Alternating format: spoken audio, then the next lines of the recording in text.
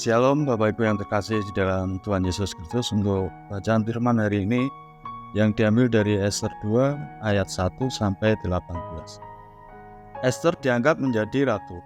Sesudah peristiwa-peristiwa ini, setelah kepanasan murka Raja Ahasweros surut, terkenanglah Baginda kepada Wasti dan yang dilakukannya dan kepada apa yang diputuskan atasnya.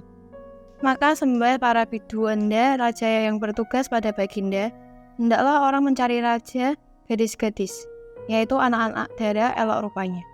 Hendaklah raja menempatkan kuasa-kuasa di segenap daerah kerajaannya, supaya mereka mengumpulkan semua gadis, anak-anak dara yang elok rupanya, di dalam benteng Susan di balai perempuan, di bawah pengawasan Hegai, Sida raja, penjaga raja perempuan, hendaklah diberikan wangi-wangian kepada mereka. Dan gadis yang terbaik pada pemandangan raja, baiklah dia menjadi ratu ganti Wasti. Hal itu dipandang baik oleh raja dan dilakukanlah demikian. Pada waktu itu ada di dalam benteng Susan seorang Yahudi yang bernama Mordekai bin Yair bin Simei bin Kis, seorang Benyamin, yang diangkut dari Yerusalem sebagai salah seorang buangan dan turut dengan Yekonia, Raja Yehuda, ketika ia diangkut ke dalam pembuangan oleh Raja Nebukadnezar, Raja Babel. Mordekai itu pengasuh desa, yakni Ester, anak saudara ayahnya, sebab anak itu tidak beribu bapa lagi. Gadis itu elok perawakannya dan cantik parasnya ketika ibu bapaknya mati. Ia diangkat sebagai anak Mordekai. Setelah titah dan undang-undang raja tersiar dan banyak gadis dikumpulkan di dalam benteng Susan, di bawah pengawasan Hegai, maka Ester pun dibawa masuk ke dalam istana raja, di bawah pengawasan Hegai penjaga para perempuan.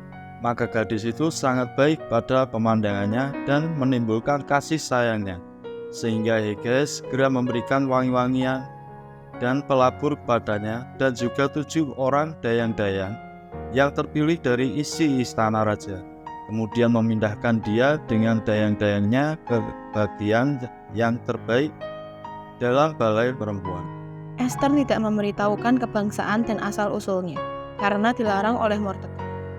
Tiap-tiap hari berjalan-jalanlah Mordekai di depan pelataran balai perempuan itu untuk mengetahui bagaimana keadaan Ester dan apa yang akan berlaku atasnya.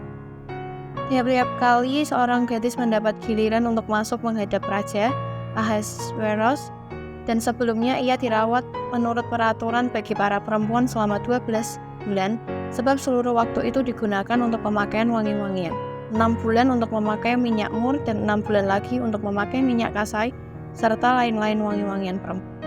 Lalu gadis itu masuk menghadap raja, dan segala apa yang dimintanya harus diberikan kepadanya untuk dibawa masuk dari balai perempuan ke dalam istana raja. Pada waktu petang ia masuk dan pada waktu pagi ia kembali.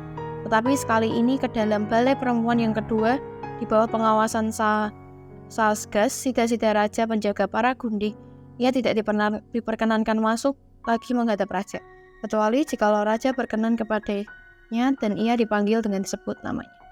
Ketika Ester, anak Abihail, yakni saudara ayah Mordekai, yang mengangkat Ester sebagai anak, mendapat giliran untuk masuk menghadap raja, maka ia tidak menghendaki suatu apapun selain daripada yang dianjurkan oleh Hegai, sida-sida raja, penjaga para perempuan. Maka Ester dapat menimbulkan kasih sayang pada semua orang yang melihat dia. Demikianlah Ester dibawa masuk menghadap Raja Ahasweros ke dalam istananya pada bulan ke-10, yakni bulan Tebet, pada tahun yang ke-7 dalam pemerintahan Baginda. Maka Ester dikasihi oleh Baginda lebih daripada semua perempuan lain, dan ia beroleh sayang dan kasih Baginda lebih daripada semua anak dara lain, sehingga Baginda mengenakan mahkota kerajaan ke atas kepalanya dan mengangkat dia menjadi ratu ganti Wasti. Kemudian diadakanlah oleh Baginda suatu perjamuan bagi semua pembesar dan pegawainya, yakni perjamuan karena Ester dan Baginda menitahkan kebebasan pajak bagi daerah-daerah tersebut, mengaruniakan anugerah, sebagaimana layak bagi raja. Amin. Tuhan Yesus memberkati.